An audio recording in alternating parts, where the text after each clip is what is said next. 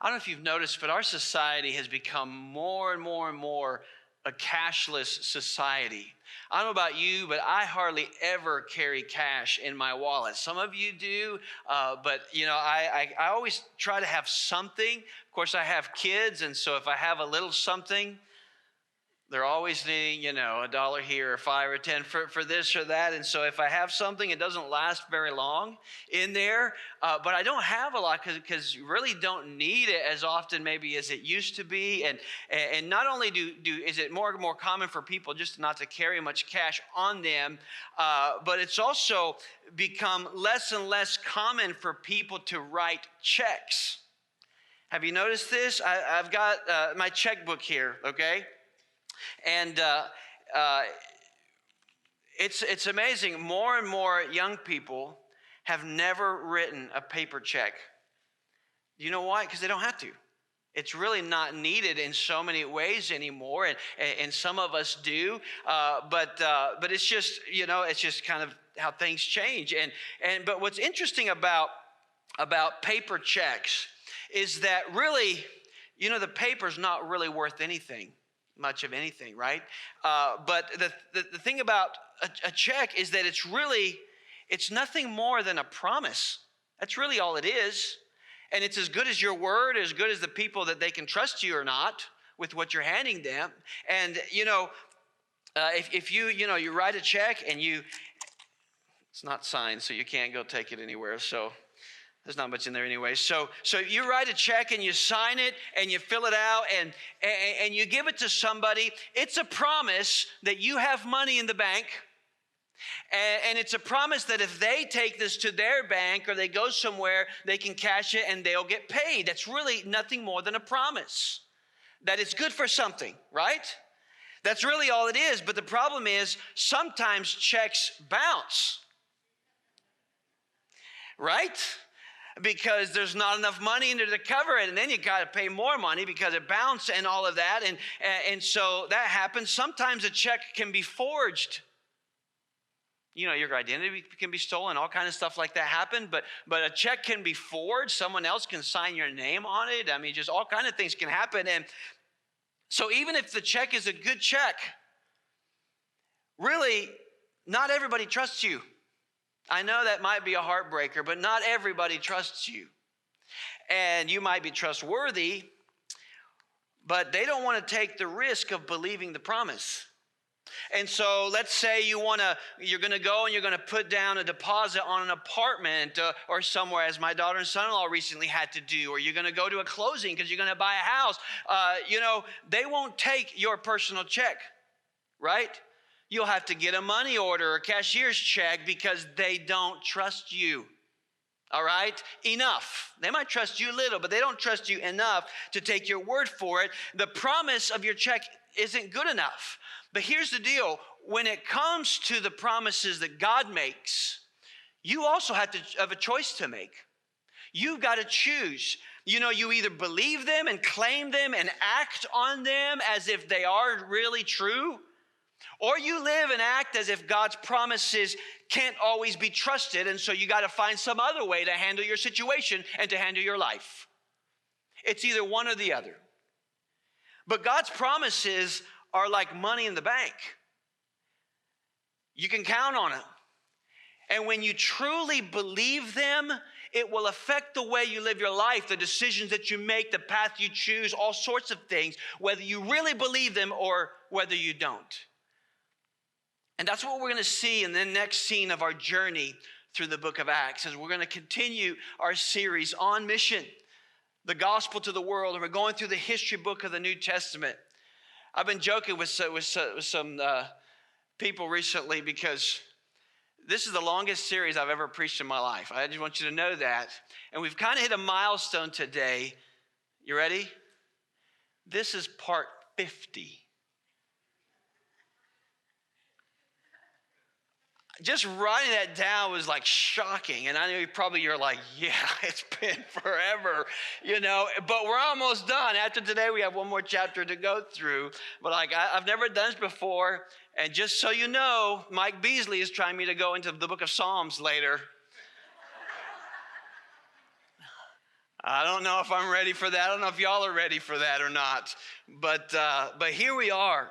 And we're closing out the second to last chapter, chapter 27. And in the closing verses of the last message, when we kind of came to an end at the last message, you'll recall that the Apostle Paul was a prisoner on a ship. All right, he was on a ship that was headed to Rome, but it was caught in the middle of a hurricane or a typhoon. You remember that? And he was not only by himself, some of his close friends and ministry partners were on the ship too. They were making the journey as well. But Paul was with a group of other prisoners who were also bound for Rome, and they were all under the command of a centurion by the name of Julius and his band of soldiers. Okay, and as you'll recall that they left Caesarea there on the Judean coast over in Israel, and they left the Caesarea. They sailed up to southern part of what's Turkey today. They switched ships at a town called Myra. Then they got on a ship that was carrying wheat from Egypt, and they sailed towards the island of Crete there in the Mediterranean.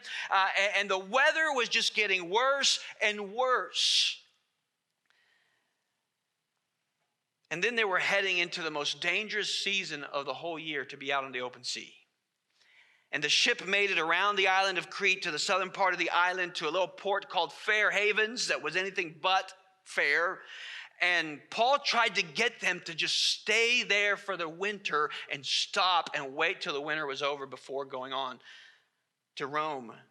But his advice was overruled, and they decided that they were going to try and go just a little bit further up the coast to the next about 40 miles up the coast and try that. And so that's what they did. And so they get out, they leave the port, and that's when they got pulled into the winds of a hurricane or a typhoon. The hurricane pulled them away from the island of Crete and out into the open sea. And as you recall, they were just kind of in the middle of this open area of the ocean there on the Mediterranean. And the sailors were desperately doing everything they possibly could to keep the boat from breaking apart or from getting stuck down what's called the Sirtis, where that yellow circle is down off the northern coast of Africa. They wanted to avoid that at all costs, but they really had no control over what was going on or where they were doing. Nothing they did ever made a difference. And so they were just letting the ship drift around out in the open sea in the middle of this hurricane because there was nothing they could do. They lost total visibility. They couldn't see the sun. They couldn't see the stars. They couldn't see anything. They had no idea where they were. And just and after the storm just kept raging on and on and on. It was not letting up. The situation became hopeless, and they were convinced that they were going to die. And their life was over. And you recall that that's when Paul stood up and encouraged them with a message and a promise from God. While they were all desperately doing everything they could and panicking, Paul was praying. And you recall Paul was praying throughout that whole experience, and he was praying specifically for every person on that ship that they would be spared. And God appeared to him eventually one night and told him that his prayers were answered and that God was going to give him every single person on that ship, that they weren't going to die.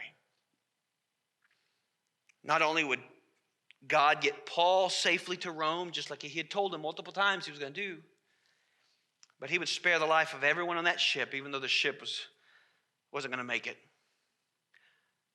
And Paul chose to believe the promise. You recall, he says, I believe God. And in the upcoming verses, we're going to see that the situation continued to get worse, as life often does. But we're going to see how God's servant was strengthened by the promise. That's going to be our theme today. Strengthened by the promise, by God's promise. If you're in chapter 27, if not, let me give you a chance to turn there, please. Acts chapter 27. We're going to jump in verse 27. And we're going to begin as we do every week, going through gathering the facts and seeing what is in the scriptures that we're reading together. And then we're going to wrap it up by giving you some takeaways that we can just reflect on and apply to our heart and our journey wherever you are right now.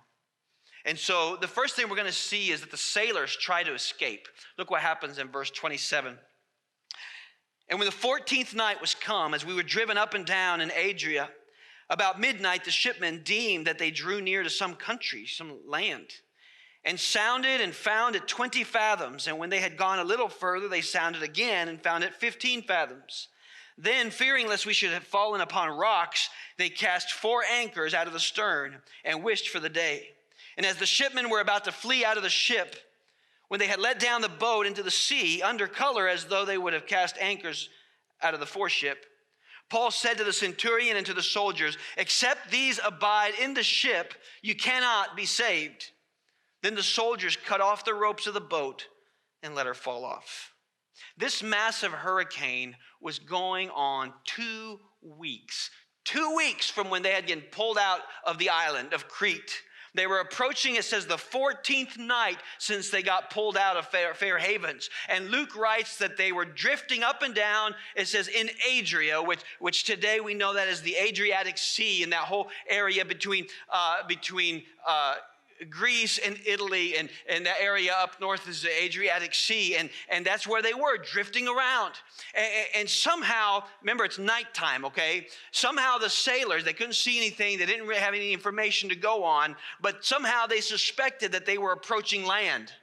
Maybe it was from the sounds of the waves. I don't know anything about sailing or anything like that, but they suspected that they were getting close to something. And so they, quote, took a sounding, as sailors would say, which is where they would drop a plummet attached to a string or a cord down into the water to measure the depth of the sea where they were. And the first sounding, it says, measured at 20 fathoms. A fathom at 6 feet, it was about 120 feet deep. And then a little while later, they did it again, and it measured 15 fathoms, about 90 feet deep. Remember, it's the middle of the night. They can't see a thing. But they realized that they were heading into more shallow water. And the sailors started to get nervous because they don't know where they were. They don't know what the land was like that they were approaching. And so they got nervous that they were going to crash into rocks. And so they come up with a plan for themselves, not for the prisoners, not for the soldiers, but just for the sailors themselves. And so they go to the back of the ship, and it says they threw down 4 anchors into the water to hold them into place. And I'm told that at that time, 2 anchors would have been enough in any storm. But they put down 4 anchors down at the back of the ship. And under the cover of night, they were going to try to escape by themselves. And so they went to the front of the ship, and they started lowering a rowboat over the edge of the front of the ship into the water, and they were pretending that they were throwing anchors into the water, but they weren't. That phrase in verse 30, it says, under color, as though they would have cast anchors. That's in today's English, that means under the pretense. In other words, they were hiding their true motives and actions under the pretense that they were going to drop some anchors, but they were really going to be out of there. And somehow Paul picks up on this. He catches what's going on, and he sees what the sailors are doing. So he goes straight to Julius, the centurion, and his soldiers. And Paul basically says, hey, unless the sailors stay on the ship, you're not going to make it. And yes, it was God's promise, it was God's plan that they would all be rescued. But listen, humanly speaking, they needed the crew to navigate the ship. And that's how it always is. God is sovereign. He's in control. He has a plan, but he chooses to work through human instrumentality, people like you and me. Yes, we need to trust God, but we're also responsible to obey God and to serve God and to do what God says and commands us to do in every area of our life, in every area of our relationships. We are responsible and accountable to him. And so Paul speaks up, and the soldiers step in and they intervene to keep the sailors from escaping. They cut off the ropes that were holding the rowboat and let it fall away into the sea. And now that Paul had everyone's attention again, we read next that Paul encourages people to eat. Look what happens in verse 33. And while the day was coming on, Paul besought them all to take meat, saying, "This day is the 14th day that you've tarried and continued fasting, having taken nothing. Wherefore I pray you to take some meat, for this is for your health. For there shall not a hair fall from your head of any of you." And when he had thus spoken, he took bread and gave thanks to God in the presence of them all. And when he had broken it, he began to eat. Then were they all of good cheer, and they also took some meat. And we were all in the ship, 216 souls. And when they had eaten enough, they lightened the ship and cast out the wheat into the sea. The day was about to dawn after another rough night. Everyone was beyond exhausted and very, very weak. So Paul encourages everybody to eat a meal. The word meat here refers to food in general, to a meal, not necessarily, I'm sure it wasn't actual meat. But he points out that they had gone nearly 2 weeks without eating. And with all this physical strain and effort, all that we're going through, they were in bad shape. He says, you need to eat. This is important. And he says, literally, he says, this is for your health. That word translated health literally means your salvation, your deliverance. In other words, you need to eat to survive. But that's when Paul gives them a promise. Verse 34, at the end, he says, "For there shall not an hair fall from the head of any of you." Now, it kind of sounds like a commercial for Rogaine, right? And they talk about your hair falling out or thinning out. And it's not saying you're not going to go bald and not going to go thin on top. That's not what he's saying. That's not the context. This was like a cultural thing, all right? This was a Jewish expression. I guess when things go bad, your hair falls out. I guess that's kind of the cultural expression. But this was a Jewish type of expression that even Jesus used as well. If you'll recall, he talked about, a hair falling off our head. In the Sermon on the Mount, Jesus talked about all of our hairs are numbered, and God knows about each one. And when speaking of the coming persecution, Jesus said this in Luke 21, "And you shall be hated of all men for my sake, but there shall not an hair of your head perish." What Paul was saying is you're going to be okay. You're going to be safe. It's not saying you're not going to go bald, all right? He's saying you're going to be okay. That's what that expression was all about. And with that promise, he encourages people to eat, because God had promised that every one of them was going to survive. That's why he could say that. They could trust God because God keeps his promises. And you either believe it or you don't. And if you truly believe that God will do what he says, it will affect the way you act and the decisions that you make every day. Your life and your actions speak for themselves. And Paul believed God's promise, so he took bread. He knew that God was going to take care of him, so he chose to eat the limited food that was on board. So Paul took some bread and he took the lead in this. He said, yes, I believe it, so I'm going to step out first. Lead. And he took some bread and he gave a prayer of thanksgiving to God in front of all the crew, just like Jesus would often do. He would bless the bread and break it. And so he did that. And then he began to eat. And that's all it took for others to join in. They're probably seeing him eat there and their mouths are watering and they're salivating because they're starving. And so they all decided to eat as well. Verse 37 tells us that there were 276 people on board. Now, it's actually worded in Old English math. People are learning new math today. This is like the old math. All right? And you can do the math for yourself later. Score is 20, by the way, if you want to get a head start. 276 people. That's what the scripture says. Were on board. That's a lot of people. All of them ate. The Bible says they ate as much as they needed. But then they threw the extra weight and the extra wheat into the sea. They got rid of the rest of the food. They were able to throw the food into the water because they knew that they were approaching land, and they believed that they were going to survive just like God promised. And when they did that, we read next that the ship runs aground. Look at verse 39. And when it was day, they knew not the land, they didn't recognize it, but they discovered a certain creek with a shore, into the which they were minded, if it were possible, to thrust in the ship. And when they had taken up the anchors, they committed themselves, or the anchors, into the sea, and loosed the rudder bands, and hoist up the mainsail to the wind, and made toward shore. And falling into a place where two seas met, they ran the ship aground, and the forepart stuck fast and remained unmovable, but the hinder part was broken with the violence of the waves. And the soldiers' counsel was to kill the prisoners, lest any of them should swim out and escape. But the centurion, willing to save Paul, kept them from their purpose, and commanded that they which could swim should cast themselves first into the sea and get to land, and the rest, some on boards and some on broken pieces of the ship. And so it came to pass that they escaped all safe to land.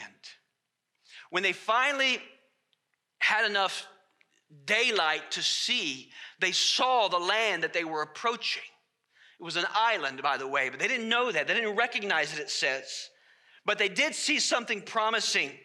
That phrase, a certain creek with a shore, it's been translated in the New King James and the English Standard as a bay with a beach. In other words, it was not a rocky coast. There was a beach there. So they planned to try and run the ship ashore onto the beach. Now, I know the language of verse 40 is a bit confusing, but the idea is they let go of the anchors and they allowed them to stay in the sea instead of pulling them back up. And then they released the ropes that were holding up the rudders out of the water so that the rudders could drop down into the water so they could try to steer the ship a little bit. And then they raised up the mainsail and allowed the wind to give them some propulsion and to head so they could take them in towards shore. But before they could make it to the beach, the ship hit a reef or a sandbar. Now, apparently, from what I've read, off the coast of Malta, which is the island that they were approaching, apparently off the coast of Malta, the rocks from the island, they disintegrate into tiny particles of sand and clay, and it forms a thick mud at the bottom of the ocean. And so there was this thick mud at the bottom of the sea, and when the ship got there, the Bible says the front of the ship literally got stuck in the mud and would not budge. It wasn't going anywhere. The back of the ship was still being pounded ruthlessly by the waves, and it started to break up and fall apart. That ship was done. And that's when the Roman soldiers came up with their own plan. And their plan was to kill all the prisoners. Because under the Roman law, under the Roman military, if a soldier allowed a prisoner to escape, the soldier would be executed. And so they preferred to just kill all the prisoners and get it over with so they wouldn't swim out and escape. But Julius, the centurion, once again steps up to defend Paul. He trusted Paul. He trusted the promise that Paul had given from Jesus. This was a huge decision because his reputation and his life literally were at stake. If something went wrong, he would be dead. And so he staked everything on the promise that Paul had given from God. The centurion orders everyone who could swim to just jump into the water and swim to shore, even the prisoners. Everybody else was supposed to grab hold of boards or planks or any broken part of the wooden ship that they could float on and make their way to shore. And that's exactly what happened. Every single person made it safely to shore. The sailors, the prisoners, and the soldiers. Now listen, Paul's adventure was far from over, but they survived the hurricane and they survived the shipwreck, just like God had promised. God always keeps his promises. You either believe it or you don't. You either live like it or you don't. Let me just give you two simple takeaways as we wrap up our time together, okay? And they basically have to do with the same concept. The first one is this: if you truly believe that God will do what he says, it will affect your daily decisions. Okay? It's not just what you do on Sunday and the things that you talk about. It will affect your daily decision if you truly believe it. It will affect how you manage your time, your money, your energy. It will affect how you handle your relationships, what priorities you choose, how you respond to your problems. All of that is a reflection of whether you truly believe that God will do what he says or not. Either you believe that God will do what he promises or you don't. You see, faith is not just it's not about intellectual or philosophical concepts or abstract ideas. It's the core belief that determines how you live your life every single day. Your daily life and decisions reflect what you truly believe. And if you truly believe that God will do what he says, it's going to affect your daily decisions. So what do your daily decisions say about you, about your faith, about what you really believe? That's an important question. And similarly, the second point is this: trusting God often leads to taking risks, humanly speaking. Trusting God often leads to taking risks, humanly speaking. If God calls you to do something, or he calls you to take a step, or to follow him in some way, or to serve him in some capacity, you respond. You obey, even if you have no idea how it's going to work out. Others might think you're crazy, even other Christians, but you're convinced that God will provide for you and take care of you. That's what living by faith is all about. For example, many Christians struggle with tithing, giving back to God the first 10% of your gross income as an act of worship and obedience to him, claiming that the promises that God gives to you when you do, that God will provide for you and do amazing things in your life and your family. Or we struggle to go beyond that, to give to sacrificially to Faith Promise Missions, to partner with missionaries in the work of God around the world. And we struggle with that. Why do we do that? Because we want the math to work out on a piece of paper before we decide whether or not we're going to obey God. And if the math works out to our own satisfaction, we might obey God. Or you just do. It's that struggle. Others feel God calling them to vocational ministry maybe, or to be church planters, or to serve in children's ministry or teen ministry, or to be worship leaders. But they want to know ahead of time how God is going to take care of it all before they surrender, before they said yes, before they sign up. They got to know beforehand how this is all going to work out. Then maybe we'll do it. There's zero faith in that. Trusting God often leads you to take risks, but only risks humanly speaking. You see, with God, it rarely, I don't say never, but it rarely works that way. So often, as you see in the scriptures and in your own life, with God, you step into the water first, and then he parts the sea. They had to do that at the Red Sea. They had to do it at the Jordan River. They had to step into the water before they saw anything happen. But when they took that step, then the waters parted. You take the risk, humanly speaking, because you know God will take care of you. But here's my question. Is it really a risk? Because in reality, there's no risk if God has never and will never fail or break a promise. If God has never failed and if he has never broken a promise, where's the risk? You know what the risk is? The real risk is refusing to trust God by doing your own thing. That's risky. To not trust God, to do your own thing, that's where the risk is. Because you have no idea where you're going to take your own life, what path you're going to go down. God always, always, always keeps his promises. And you can take that to the bank. Can I ask you please to stand for a moment?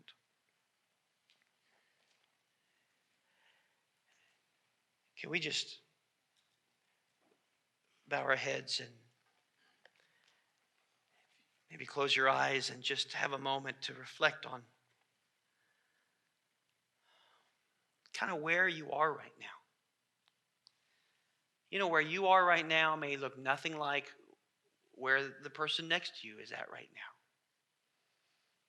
But listen, God knows exactly where you are. And I'm wondering, what is he asking of you? Is there an area of your life, a decision in your life that you need to decide if you're going to trust God or not? Because if you trust God, it's going to lead you to act on it. So do you trust him or not? Is there some area that you're holding back because you know what God has commanded, you know what God says, and maybe you know what God is asking of you, but there's a fight going on, and maybe today you need to win that fight by surrendering and letting go and giving it to Jesus and taking that step and say, God, I have no idea how this is going to work out, but I'm going to do it, and I'm only going to do it because you said so and you promised. That's a breakthrough moment in your journey. When you choose to do something because God said so and because God asked it of you, even when you don't have all the answers figured out for yourself. That's faith. That God is who he says he is and he'll do what he says he would do. So listen, friend, if there's an area of like that in your life, make that decision right now. Maybe you're going to come and get on your knees and just spend some time with God and physically just bow before God and give it to him. Maybe you want to ask someone here at the front or someone that's near or around you to pray with you about something. Do that. Don't let anything hold you back. Let's just give some of these things to God and seek him. Maybe God's asking you to do something that scares you to death. But if you're claiming God's promise, there's no risk because God always keeps his promises and you can trust him. And maybe you're here and you need to trust God enough to take step one, which is invite Jesus into your life, which is to give your life to Jesus, because that's when the spiritual journey begins. And you need to understand that God created you to live with him forever. But your sin and my sin separates us from God. We're all contaminated by our sin, and we all sin regularly. And that sin keeps us away from the presence of a holy God. But God loves you so much, the Bible says, he proved it. He demonstrated it. He put his love on display for you by coming to this earth 2,000 years ago, living a sinless, perfect life, and going to a cross where he laid down his life, where he took the wrath and judgment and punishment of the Holy Father, and he drank it for you.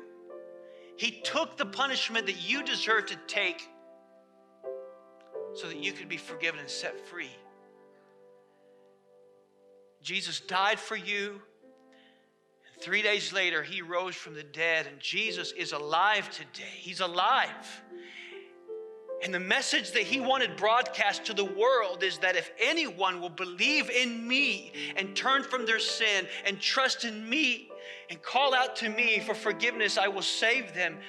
I will forgive their sin and save them. That's the gospel. That's the good news that salvation and forgiveness can be found in Jesus if you'll turn to him. So friend, whether you're here, whether you're watching online, if you're ready to open your heart to Jesus and you need to come, talk to somebody about it, or just in your own heart, cry out to God. Confess your sin. Declare your faith that you trust Jesus, you believe in Jesus, and you invite him into your life to save your soul. My words, my prayer can't save you, but God sees your heart. And if right now that is your heart's desire, then just talk to God. Tell him, God, I'm a sinner, I'm broken, I'm messed up, and I can't make it without you. I'm guilty. But God, I believe that Jesus, I believe you died for me. I believe you died for my sin. And I ask you to forgive me of my sin. Come into my life, save me. Today I choose to follow you. Listen, God is looking at the faith in your heart. And if that's a decision you just made or you want to make, and you want to talk to somebody about it, then grab one of those connection cards and write on it that you want to talk to somebody about trusting Jesus, or maybe that you've made that decision, and let us know so that we can help you and talk to you and put some resources into your hands that you can know what you should do next.